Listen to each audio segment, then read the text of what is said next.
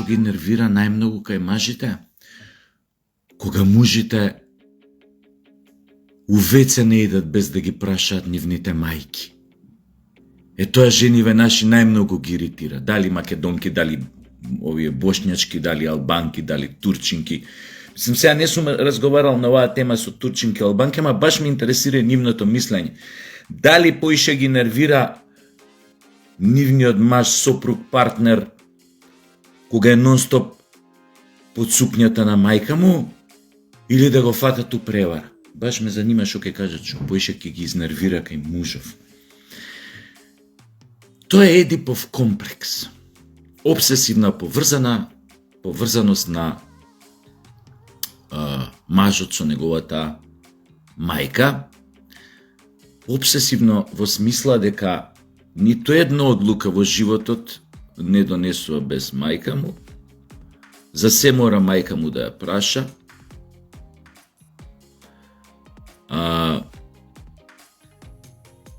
Обично се сугестибилни. Мајките знаат многу работи да им го сменат мислењето.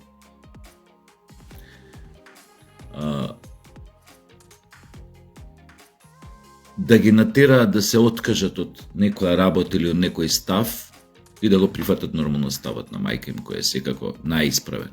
Тоа нашиве жени ги вади од кондури. Од гаќи ги вади. Разговарајте со жени, ќе ви кажат, значи, се ежат од тоа. Од тука е онаа митска борба помеѓу снаа и свекрва. Баш благодарение на тој Едипов комплекс. Едиповиот комплекс кај мажот во суштина некаде длабоко е поврзан со некоја, не го сваќате ово на најпежоративна буквална смисла, но е поврзан и со некоја сексуална конотација, тоа е сексуална привлечност, несвесна кон неговата мајка. Од тука ваквите мажи бираат жени или партнерки што се многу слични на нивните мајки, а не се свесни. Или пак се исти. Сега кој ќе одбере некоја таква иста или слична на неговата мајка, па ова кој ќе се судри со мајка му, пошто плюс и плюс се одбиваат. И тука настануваат исто така заебанци. Од таму доаѓа сето тоа. Така што навистина ја не би сакал да бидам у кожа на жени кога доаѓаат у кожата на жените кога ќе се соочат со една ваква ситуација, но да кажеме знам дека тоа нешто, дека тоа најмногу ги нервира, баш ме интересира вака нивново мислење, да развиеме дискусија на оваа тема, значи мамин син, Едипов комплекс и како да се справиш со него во 10 чекори, рецимо. Затоа што тој во суштина доведува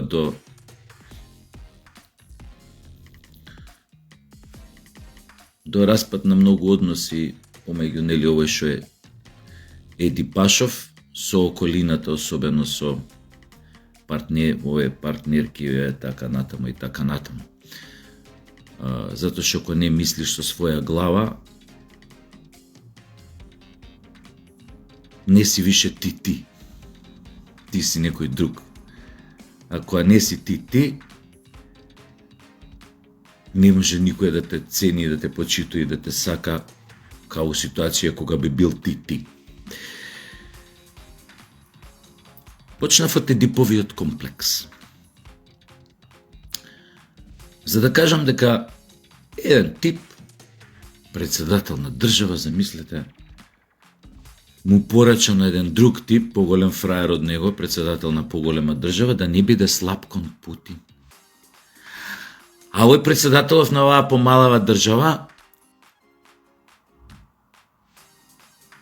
цел живот е диповец.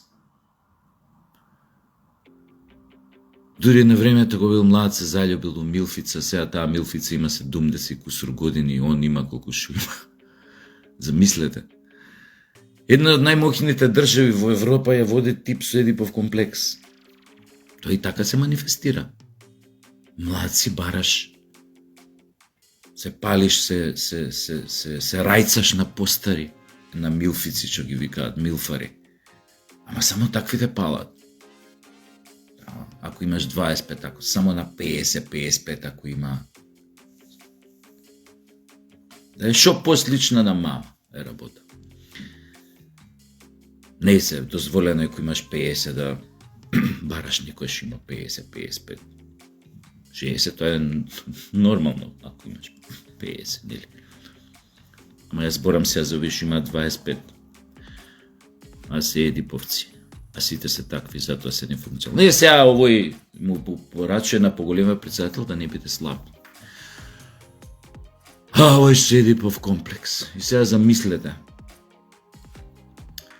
Кој ја води Европа и кој кажува што е најпаметно да се направи. Но, тоа едно ми беше поврзано со овој Едиповиот комплекс. Втората работа побитна, најбитна, затоа е ова видео. Гледате сега сите истуривте дрви и камења по еден новинар, кој што го знаеме сите, кој што е чест гостин последно време на телевизиите наши со национална фреквенција, кај што исто како овој председателов на помалава држава, го плука нонстоп председателов на оваа поголемава држава, да не кажам едно од најголемите. Јас за него имав едно видео, не пред вчера, него завчера или прехчера беше. На првиот подкаст кој се појави, кај исто така еден друг новинар, кој што исто со години цицаше пари од разни фондации како Сорос, USAID итн. Се со цел да блуе пизма према народот, особено омраза према оние што си ја сакаат државата Македонија, македонството и кои што последниве години го бранеа против налетите на петата колона, платениците, бугарашите, кои што се обидуваа на секој можен начин да ги замолчат сите гласови против обидот на Бугарија да ја побугарчи Македонија, тоест да го смени, да го бугаризира македонскиот идентитет и историја. Таквиот новинар, кој што сега пак се појави на друга телевизија, вие го плукате со право на социјалниве медиуми,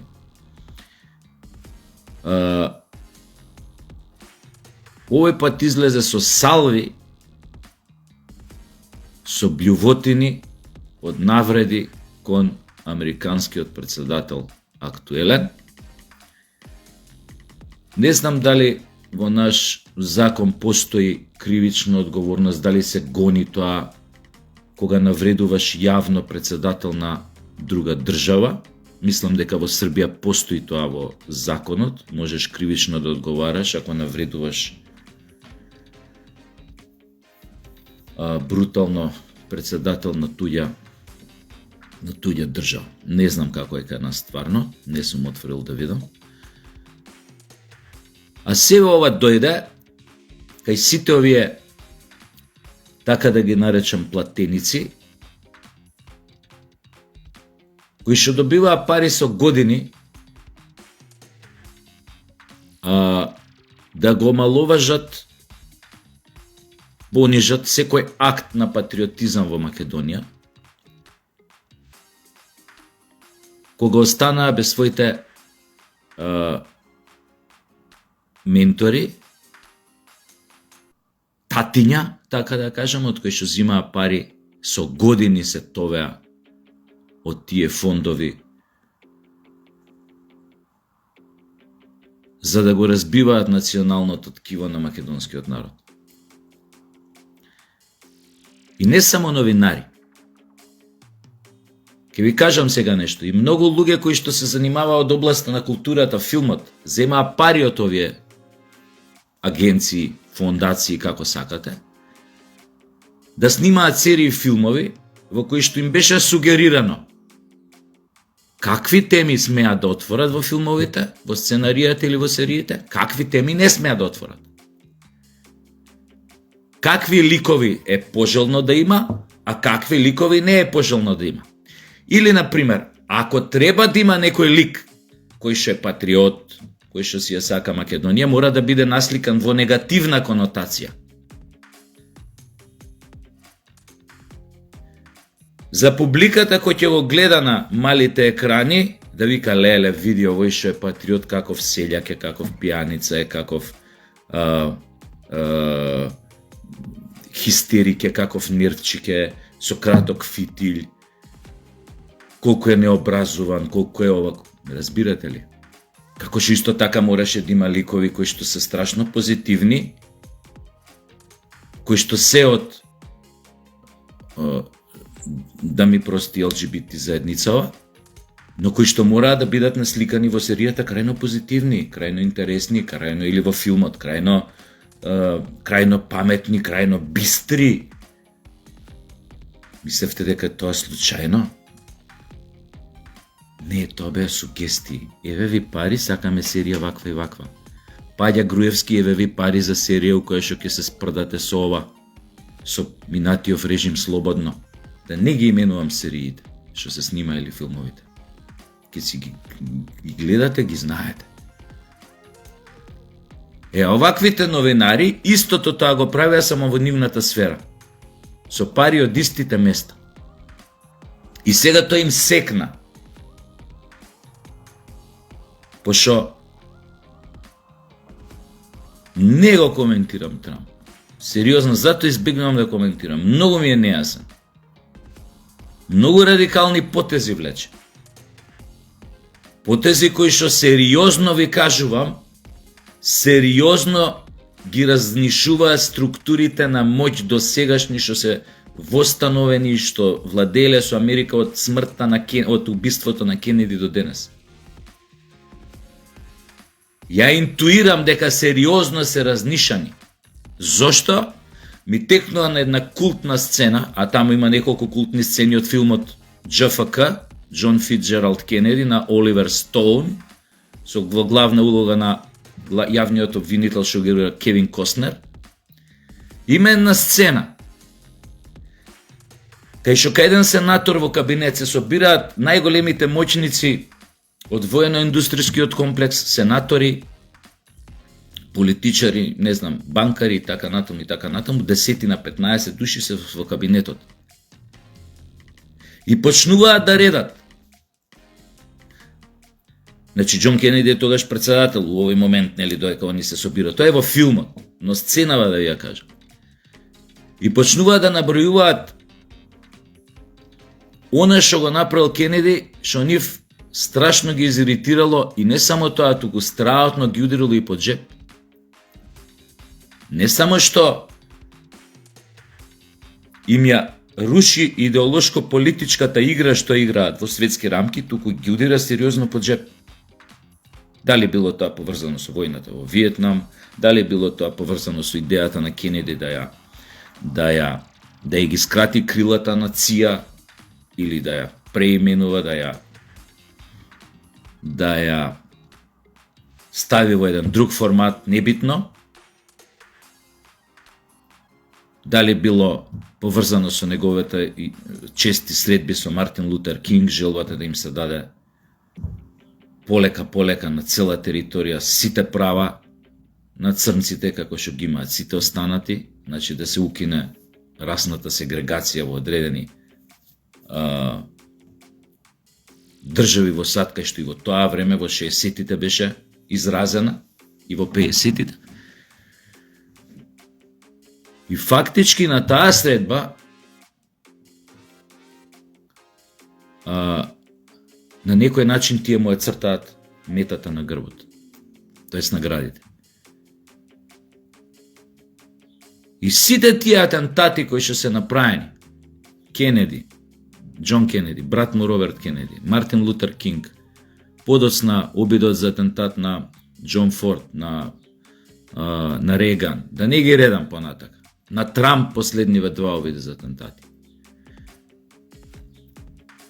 Оние кои што ги извршуваат или се обиделе да ги извршат, обично веднаш во јавноста ги етикетираат како осаменици кои што не им се допаѓала политиката, биле згрозени од политиката на актуелниот председател, кои што биле згрозени од неговите недемократски принципи на владење, па ете се решиле да земат оружје и сами да ја побараат правдата за да го спасат американскиот народ.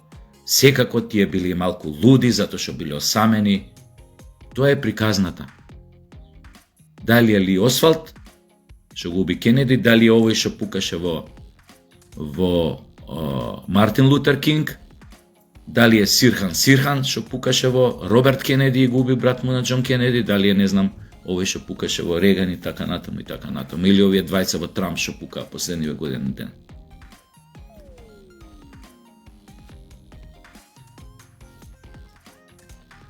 Тоа не е случајно. Не можеш да си вистина обичен осаменик, имаш пушка. Не е тоа така, застанав ондека зад бандерана или се качив горе на зградана и тука проаѓа председател, ја пукам да го убиам. И после тоа одам ја курбан, а сите работи кои што кажуваат дека не се работи за осаменик, за осамен стрелец, туку е сето тоа дел од некој заговор, со години остануваат неоткриени, или на тие работи никогаш властите, официјално државата не дава одговор зошто било тоа така, ако више нешто излегло на виделе.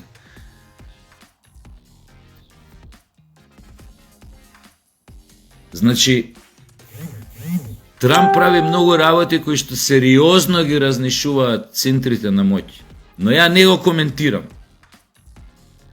Затоа што он е израснат од тие центри на моќ. Он бил дете на богат, овие, кај нас како ги викаат овие, градежни инвеститори.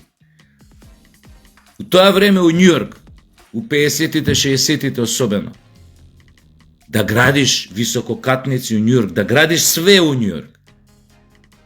Зборам и сега за татко му. Ти си морал да бидеш поврзан со 5 мафијашки фамилии кои што владееле со Њујорк тоа време.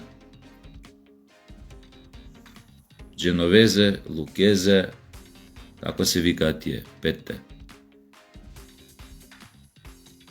Ки се борев се. Чи без нив ти не си можел ништо да направиш. Дали менаџирање со смет во градот, дали, не знам, фабрики за текстил, бутици, кондури, индустрија, градежништво, паркинзи, плаќање, расвета у град, то сви го држале 5 мафијашки фамилии. Гамбино, еве ми текна на третата, Лукезе, Дженовезе, Гамбино, како бе уште две, не ми текна се у моментов. Она што сте го гледали у мафијашките филмови, Goodfellows, Нью Джерси, кафичо, то све е вистина, до ден денес постои тој кафич тамо. Внуците, правнуците на овие ликови што се опишани у филмоите на, не знам, на Копола, на овој, на оној, на, како се вика, Скорсезе, Морсезе, уште се живи тамо ке ги најдете, у Goodfellows. И сега ти си син на еден таков тип кој што за да се збогати у тоа време, ти си морал да бидеш близок со тие 5 фамилии. Разбирате ли? Затоа ја не го коментирам Трамп, ниту сум трампист, ниту она. Чекам да видам зошто е да така, дали е сериозен у намерите, колку е сериозен, колку утре може да ја заврти капата на другата страна. Но, ако е искрено ова што го прави, можам само едно да кажам, дека животот му е во опасност. Сериозна опасност. И тоа се покажа последниве година дена со обидите, двата обиди за атентат. Исто така осаменици кои што се против политика на взимајќи пука.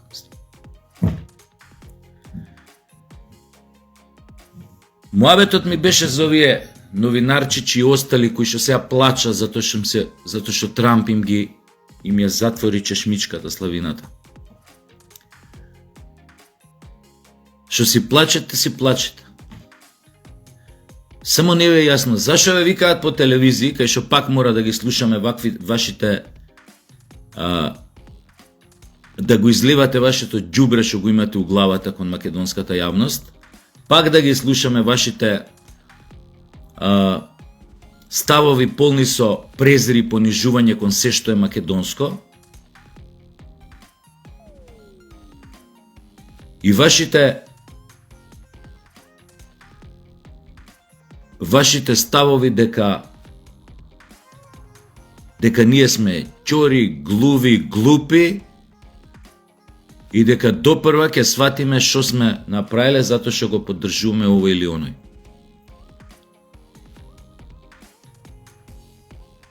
Значи не ми е јасно зашто пак ги викате. Значи тие не се фактори, ниту биле, тоа се платенички лајна. Пета колона, кажете, не пета колона баш, ама овие мегафони на петата колона. Мегафони на надворешните непријатели на Македонија. И вие пак ги викате у емисии, како што у времето на Заев и на Таче, ги викавте бугарашите по емисии да блујат по македонската јавност од телевизија нивните бугарашки ставови антимакедонски. Па моравме уште да ги гледаме, да ги слушаме. Кај бевме понижени. И тоа го кажав и тогаш. Не ги викајте. Јас сум бил со една таква будала у емисија. Ама отидов за да му кажам некои работи таму. И му реков тогаш, нема да влезете у уставот. И се насмеа. Да, нема да. Еве, уште не сте влезени. Ни нема да влезете во уставот.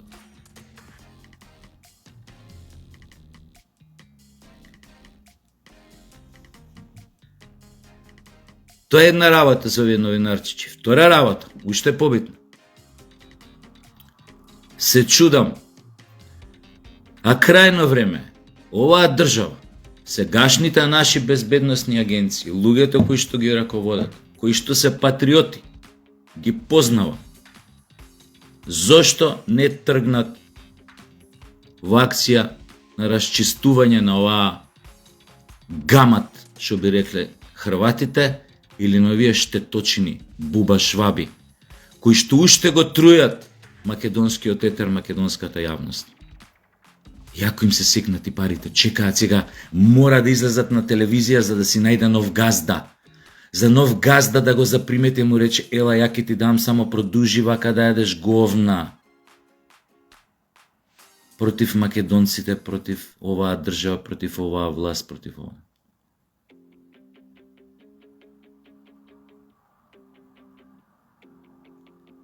Нашите безбедносни служби, јас да сум, после се што се случуваше овие изминати 8 години, откако падна Груевски, дојдоа предавниците од СДС на власт.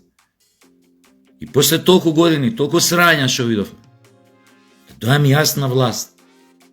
Ја тоа сум го кажал во други клипови, уште кога пред да дое ВМРО на власт, кога зборував дека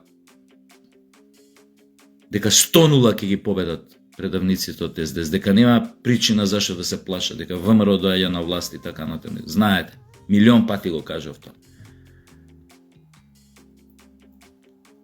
Значи, ја уште тогаш ова го зборев. Ако ја дојдам на власт, после такви години на пустош, меѓу првите работи што ќе ги направив, пресметка со овие платеници и мегафони на петата колона, иностранските агентури кои што се во Македонија. Отворена борба, атак. Дојдите вамо. Си земал од овие толку пари, за оваа емисија толку пари, за ова што си го правил толку пари, за оваа трибина што си отворал за да дадеш гомна против Македонија, про-северна, за промена на име, толку пари си зел, за ова толку пари си зел. Распит, да му се смрзне говното, да се размисли утре 6 пати кога ќе го викнат на емисија, дали да дојде, ако некој уопште го викне, да знае дека не смее да отиде на емисија, дека му е затнат овој пат не му муцката. Не на Сашо, на Станко, на Петко, кои што збореле против обидите на бугарска асимилација на македонскиот народ, на непринципиелните санстефански ставови на бугарите кон нас, за нивниот не човечен однос кон македонците и така натаму и така натаму. Не мене, тој да се осети дека му е задната муската. Зашто? Затоа што на власт дошла партија, власт која што си ја сака државата и македонскиот народ. Зошто не тргнете? Тргнете. Овие се најопасните. Што ги викаат шпионите, кодошите и така натаму. Овие се најопасни. Оние кои што преговараа за промена на име, сите оние кои што седеа под скутот на Заев, како овие маживе кај под скутот на мама што седат во нивице, што аплаудираа кога подпишуваа промена на име. Сите викнете ги на распит. Од директори на театри до политичари у парламентот и така натаму.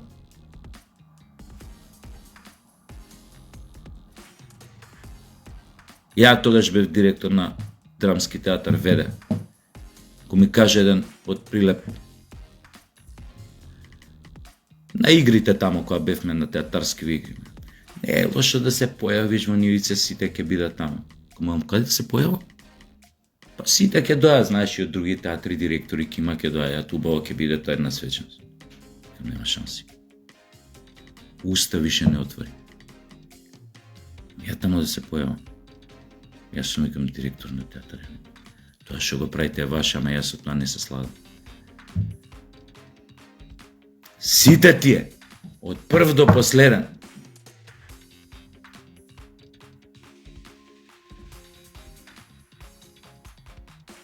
а не да им даат дозвола уште да јадат говна, да блујат отров против нас. Апел до сите чауши на нашите безбедносни служби. Слободно. Чутенката, не мора јавноста ние да знаеме вие што правите со нив. Викнете ги. Отидете им дома, седнете, поразговарајте. Најбуквално го мислам, не во иронија.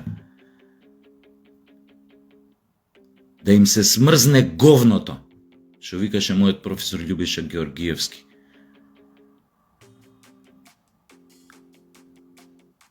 Така се прави.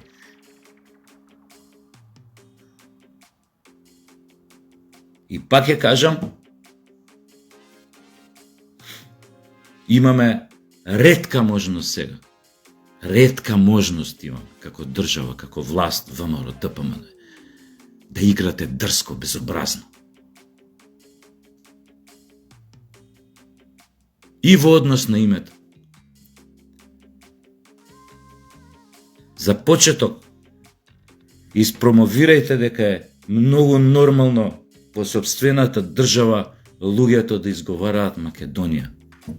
Вие самите кои изговарате, телевизија гостуваш или те вика Македонија.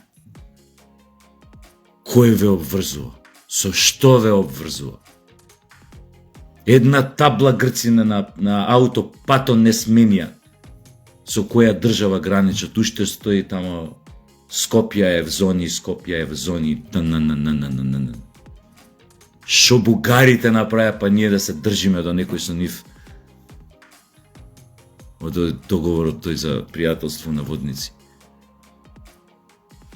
Имаме полно право, поготоа што вака се менува картата светска, преку ноќ се смени драстично. Да играте дрско, безобразно. Не може никој да ме убеди дека тоа што стои во тој лист хартија, дека се Мојсиевите закони или 10 Божји заповеди втиснати од некој си врховен авторитет, па не може тоа да се смени. Не се придржуваш до договорот. Продолжуваш да негираш некого. Продолжуваш да го кочиш у било која смисла, у не знам какви интеграции, вакви онакви. Кој тебе, бе, тој договор за мене има вредност на тоалет хартија за гс бришење, бе. Цак, цак, цак, а ту пичку матерно. Ама, ке кажува некој дипломатија било вака, било па тоа политичка. Срање. Суверенитетот така се препознава. На една држава, моќта на една власт, колку и да е мала. Кој каже, јок бе, тука застануваме.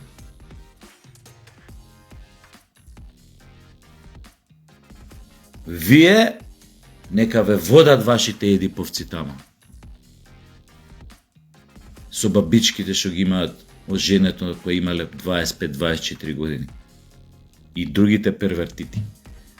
Од Брисел, од вама, од тамо, ЛГБТ, вама, од тамо. Слободни идете. А они се готови. Ова е Европска унија, ваква дискриминаторска кон собствените членки, кој што замижува пред недемократските надворешни политики и методи на притисок врз соседни држави што ги прават нејзини членки и ги погазуваат нејзините европски вредности, темелните начала на кои што е таа наводно воспоставена унија. А таква не ти треба. Таа сама ќе се распадне. Неодржлива е.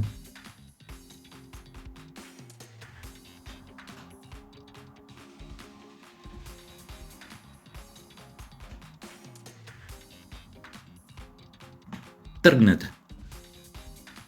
Кога ќе тргнете во таква една авантура, позитивна, добра, ќе сватите колку е лесно тоа да го направите.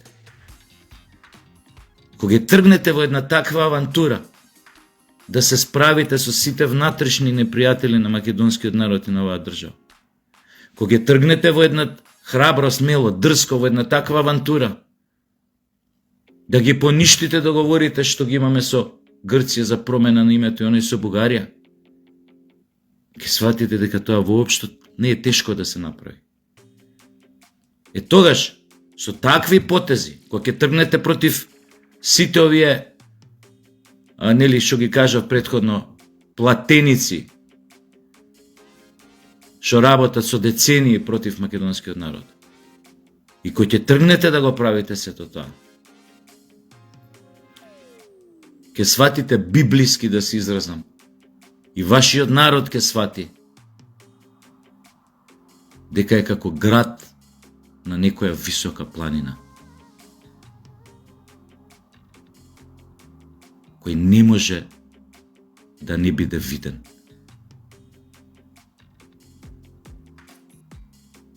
Се е лесно, само треба прво да се направи првиот чекор.